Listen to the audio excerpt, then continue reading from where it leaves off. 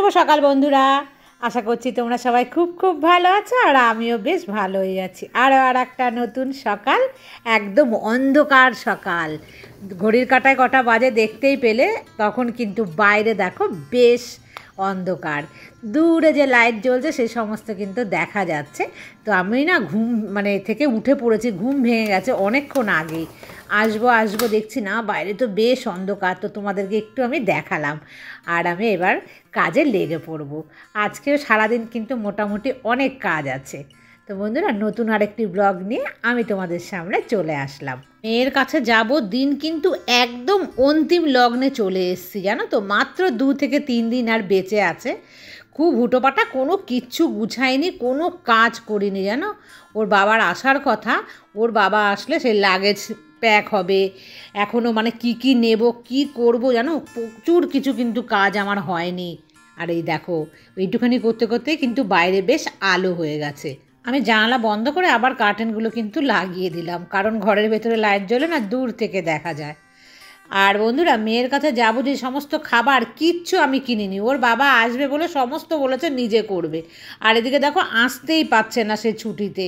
কি যে হবে, যাওয়ার মুখে না এত হুটোপাটা লাগবে, আমি বুঝতেই পারছি না যে সব কিছু কি মনে করে নিতে পারবো না, বাদ চলে যাবে। আর আমের আচার তো আমি বানাতেই পারলাম না, ওর বাবা বলল আসবো, আমি আম নিয়ে, সে আমেরও দেখা নেই আর আচারেরও আমি কবে বানাবো। তবে যাব, মনে হচ্ছে না এবার আর আচার আমি নিতে পারবো, কারণ আমি যদি না কিনতে পারি ঠিকঠাক ভালো আম, আর আম্রপালি আমে ভালো হয় কি না আমি না জানি না। তোমরা একটু জানলে বলো তো যে ওই আমটা দিয়ে হয় কি না। দরকার হলে আমি কালকেই কিনে নিয়ে আসবো, অন্তত অল্প একটু করে যদি বানিয়ে নিয়ে যাই, মেয়েটা খাবে। এরপর তো কিছুদিন পরেই আম আসবে, তখন ভেবেছি ভালো করে আম কিনে হিমসাগর আম দিয়ে আমি বানাবো। আর একটা কথা বন্ধুরা, আমি একা থাকি তো হ্যাঁ, প্রতিবাদ করাটা হয়তো এখনকার দিনে আর চলে না, কারণ প্রতিবাদ করলেই যে ন্যায় কথা বলবে তার কিন্তু এ যুগে কোনো সম্মান নেই, তার আতঙ্ক ভয়, এটা একদম 100% ঠিক কথাই তোমরা প্রত্যেকে বলেছো। কিন্তু কি বলো তো, আমি আবার কীরকম, ধরো যদি কোনো অন্যায় বা কিছু একটা হয় না, কিছুতেই না আমি ভাবি যে আমি বলবো না, আমি চুপ করে থাকবো। কিন্তু আমি না চুপ করে থাকতে পারি না বেশিক্ষণ। কিছুক্ষণ পর হলেও আমার যেন ভেতর থেকে না সেটা বেরিয়ে আসে, যে আমি চেপে রাখতে পারি না। আর নিজে থেকে অন্যায় করি না, আর যদি অন্যায় করি না সেটা আমি স্বীকার করতে পারি। আর অন্যায় এরকম দেখলে একদম প্রতিবাদী মুখর হয়ে পড়ি। এটা হয়তো আমার স্বভাব। তবে আমি চেষ্টা করি কিন্তু কারো পেছনে তো কখনো লাগার নয়ই, কেউ কিছু বললেও সেটাকে না সহ্য করে রাখার। কিন্তু এরকম অন্যায় বাড়ি বলে গেছে তো, সেটা যেন আমি কিছুদিন নিতে পারছিলাম না, ভাবছিলাম নাহলে ওর সাহসটা বেড়ে যাবে, সেই কারণেই কিন্তু আমি বলেছি বন্ধুরা। আর তাছাড়া কিচ্ছু নয়, যাতে নেক্সটও কারোর সাথে এরকম না করে, আর আমার সাথে তো নয়ই নয়। যখন বলছিলাম না, তখন কিন্তু ওই ছেলেটার যে কী মুখটার অবস্থা হয়েছিল, প্রত্যেকে ওখানে বুঝতে পেরেছে যে ও অন্যায় করেছে, এবং প্রত্যেকেই কিন্তু ওকে বলেছে যে তুই গুরুতর অন্যায় করেছিস। এখন কিন্তু সকালবেলার দিকটাতে দেখবে আবার একটুখানি কিন্তু ঠান্ডা লাগে, একটুখানি বেলা হলেই, ধরো 7-8টা বাজলেই দেখছি গরম লাগছে, তারপরে তো বেশি কাজ করা যাচ্ছে না। সেই কারণে চেষ্টা করছি কি বলো তো, সকালবেলা যেদিনকে তাড়াতাড়ি আমি উঠতে পারবো, তবে প্রত্যেক দিন এত সকাল সকাল উঠে কাজ করার আমার কোনো প্রয়োজন নেই। তো ভেবেছি যদি জেগে যাই তাহলে আর শুয়ে বসে থাকবো না। গরমের মধ্যে দেখবে শুয়ে বসে থাকা যায় না, শীতকাল হলে কিন্তু অনেকক্ষণ শুয়ে থাকা যায়। তো উঠে পড়ে চটপট ব্লগগুলো আমি করে ফেলবো, ভিডিও যদি করে ফেলতে পারি, তাহলে কিন্তু দুপুরের পর থেকে বসে বসে আমি সেগুলো এডিট করতে পারবো। কাজটা সকাল সকাল হয়ে যাবে, তাহলে একটু বসে কিন্তু এক্সট্রা কাজগুলো আমি করতে পারবো। আর তোমাদেরকে বলেছি যে আমার যে কুর্তিগুলো আছে সেগুলো কিন্তু অনেকগুলো কুর্তি, জানো তো, আমার সাইড করতে হবে, সেলাই করতে হবে। তো আমি কিন্তু আর দোকানে দিই না, জানো তো, একটু একটু সেলাই, তো ওগুলো আমি নিজেই হাতে বসে বসে করি। তো সময় আজকে একটু বার করতেই হবে আমাকে, কারণ আর দিন নেই। রোজই ভাবছি, জানো তো, আজ করব কাল করব, তারপর আমার যে সুতো রাখার যে একটা বক্স আছে সেটাই না আমি খুঁজেই পাচ্ছিলাম না। তবে কাল রাতে কিন্তু আমি খুঁজে পেয়েছি। তবে রাতেরবেলা না আমি সেলাই করতে অতটা পারি না, কারণ চোখটা না বেশ ভালোই খারাপ হয়েছে। যতই আমি চশমা পরে যাই করি না কেন, আমার ভীষণ অসুবিধা হয়। তো তো ভেবেছি আজকে সকাল সকাল এই সংসারের কাজগুলো করে ওটাকেও নিয়ে কিন্তু আমার বসতে হবে। তো সেই কারণে কিন্তু আমি আজকে একটু অনেক সকাল সকাল এসেছি। আর বাইরে দেখো বেশ আলো হয়ে গেছে। আর বন্ধুরা জানো তো, জানলাটা খুলে রেখে না আমি একদম যাচ্ছি না। জানো কি হয়েছিল, ধরো বেশ কয়েক মাস আগে, তখন আমি ব্লগ করতাম না, বৃহস্পতিবার ছিল আমার মনে আছে, আমি গিয়েছিলাম ফুল বেলপাতা এসব কিনতে আমাদের এখানে যে বিক্রি হয়। আর আমার হাজব্যান্ড বাড়িতে এসেছিলো ছুটিতে, ওর মানে ও ছিল কোথায় নিচে না কি কাজ করছিল, জামা কাপড় ধুচ্ছিল এরকম কিছু। তো আমি ফুল আনতে গিয়েছি, মেয়ে ছিল। তো মেয়ে এই যে বেডরুম আমার ওপরের, এই বেডরুমে জানলাটা মেয়ে খুলতে গেছে। কোন পাশের বলো তো, এই যে যেদিকে পেঁপে গাছ দেখাই তোমাদের, সেই দিকে জানলাটা খুলতে গিয়েছিল। গিয়ে দেখছে একটা সাপ পেঁচে আছে জানলার গ্রিলটার ভেতরে ঢুকে, আর বিশাল বড়।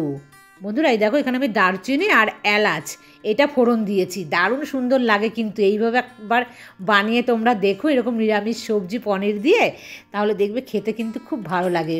গরম মশলার একটা সুন্দর ফ্লেভার ওঠে। লম্বা যে সাপটা ছিল সেটা হচ্ছে লাউ ডগা সাপ বলে না, সরু লম্বা, জানলায় পেঁচিয়ে আছে। মেয়ে খুলতে গিয়ে কাঁচের মানে ভেতর দিয়ে দেখতে পেয়েছে। যদি মেয়ে হঠাৎ খুলে ফেলতো না দেখে, তাহলে কিন্তু একটা বড় সড়ো বিপদ হতে পারতো। বন্ধুরা আমি ব্রেকফাস্ট নিয়ে নিয়েছি, তারপরে কিন্তু আমি দুপুরের রান্নায় চলে আসছি। সেই থেকে জানো তো, সেই মানে জানলাটা খুলতে এত ভয় পাই, মানে আমি মনে করি যখন জানলা খোলা থাকবে আমি এই ঘরেই থাকবো।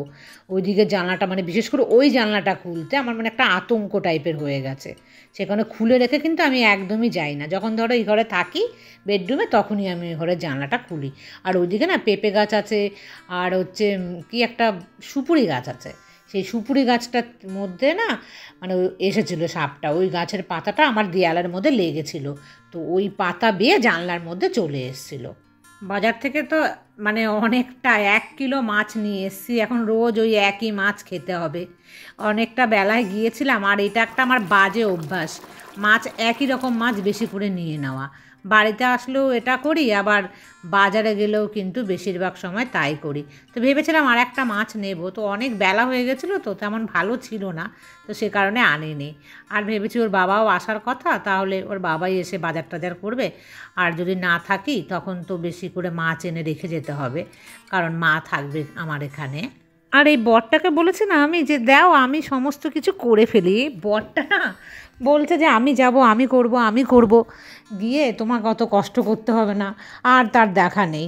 আমাকেই দেখো আমি কী করবো, আমি কিচ্ছুই বুঝতে পারছি না। আজ ত্রিপর্ণার মা ফোন করেছে, যে ওর মা বলছে লাগেজ গোছানো হয়ে গেছে। আমার কত দূর, আমার তো কিচ্ছু হয়নি বন্ধুরা।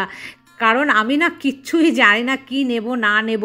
ওর বাবা যখন যাবে বলেছে, তো সেই জন্য। আর যদি না আসতো ওর বাবা, তাহলে কিন্তু আমি আমার মতন করে গুছিয়ে নিতাম। আমি না গোছাতে অত ভালো পারি না। আর তারপরে কী বলো তো, ওর বাবা আমার গোছানো পছন্দও করবে না, আর অল্প একটু জায়গায় কিন্তু সুন্দর করে অনেক জিনিস নিতে পারে। তো এখন সেই কারণেই কিন্তু আমি বসে আছি। আমাকে দেখে একটু মনেই হচ্ছে না যে আমি যে যাব মেয়ের কাছে। কোনো কিচ্ছু কেনাকাটা থেকে মানে গুছিয়ে রাখা কোনোটাই কিন্তু কিচ্ছু করিনি। প্রচণ্ড হুটোপাটা লাগবে। ওই মাঝখান থেকে কয়েকটা জামা কাপড়ই কিন্তু কিনেছি আমি। আর মেয়ের লিস্ট ধরিয়ে দিয়েছে কী কী নিতে হবে। আমি সমস্ত লিস্ট ওর বাবার মোবাইলে আবার পাঠিয়ে দিয়েছি, যে আসলে তুমি ওগুলো কিনে নেবে। হয়তো আমিই যাব কিনতে সাথে, আর যদি না হয় তাহলে ওখান থেকেই কিনতে হবে গিয়ে। মুসুরির ডাল আর আলু বড়ি দিয়ে মাছটা করেছি। আর তারপর দেখো চলে এসেছি নিচে। দুপুরবেলায় কিন্তু খাওয়া দাওয়ার পর 10-15 মিনিট একটু ওপরে ছিলাম, তারপরে নিচে চলে এসেছি। বন্ধুরা এই যে আমি কুর্তিগুলো নতুন, এই সমস্ত কিন্তু আর একটাও পরিনি। এগুলোকে বসে বসে জানো তো আমি কী করেছিলাম, সেলাই করেছি এই কয়েকটা। আরও কিন্তু 2-3টে আছে, সেগুলোকেও পরে করব। আর এই হলুদটা দেখো নতুন, এটা আমি না তোমাদেরকে দেখাইনি। আর এই যে এই সমস্তগুলো তোমরা দেখেছো আমি পুজোর সময় কিনেছিলাম, তো সেগুলোকেও কিন্তু আমি একটু সেলাই করে নিয়েছি সব কটাই।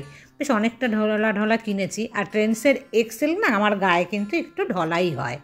আর এই কুর্তিটা দেখো কি সুন্দর না, কালারফুল। এটা পরেছিলাম একদিন সেই হোম ট্যুর ভিডিও করার সময়, ওই মানে আধ ঘন্টার জন্য যে পরেছিলাম ওখানেই। তারপরে কিন্তু আর একদিনও পরিনি, কারণ এত ঢলা ওটা, আমি শুধু ভিডিও করার জন্য শুধুমাত্র পরেছিলাম। আর এই দেখো সব লেবেলগুলো আমি না কেটে নিচ্ছি, নাহলে পরে আর মনে থাকবে না হুটোপাটা করার সময়। এর আগে মেয়েকে পার্সেল করে পাঠিয়েছিলাম জিনিস, আমি ভুলে গিয়েছিলাম এগুলো কেটে দিতে। সে শুদ্ধই না মেয়েকে ওখানে পাঠিয়ে দিয়েছি।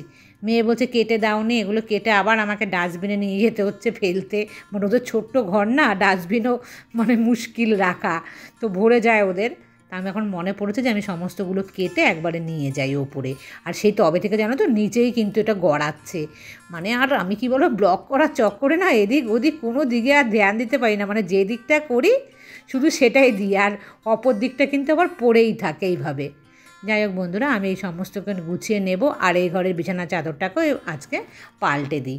আর কিন্তু এর মধ্যে আর পাল্টানো হবেই না, কারণ আমি চলে যাব, তো নিচেরটা পাল্টে দিয়ে যাই। মা আসবে 2-1 দিনের মধ্যেই কিন্তু। আর সামনেই হচ্ছে দোল। তো বন্ধুরা ভেবেছিলাম আমি তোমাদেরকে খুব সুন্দর করে একটা দোলে রাধা মাধবের পুজো করি যে, সেই একটা ভিডিও শেয়ার করব। খুব সুন্দর হয় কিন্তু দোলে রাধা মাধবকে যে হোলি খেলা, সেটা তো আমি আর শেয়ার করতে এবছর তোমাদের সাথে পারলাম না। তো সামনের বছর আমি অবশ্যই তোমাদের সাথে খুব সুন্দরভাবে একটা ভিডিও দেওয়ার চেষ্টা করব। তো বন্ধুরা আজকে কিন্তু এই পর্যন্তই আমি রাখছি, কারণ আজকে সারাদিন অনেক কাজকর্ম তোমাদের সাথে আমি শেয়ার করলাম। তবে ভেবেছিলাম আরও অন্যরকম হবে ভিডিওটা, কিন্তু সেরকম আমি না করতে পারলাম না।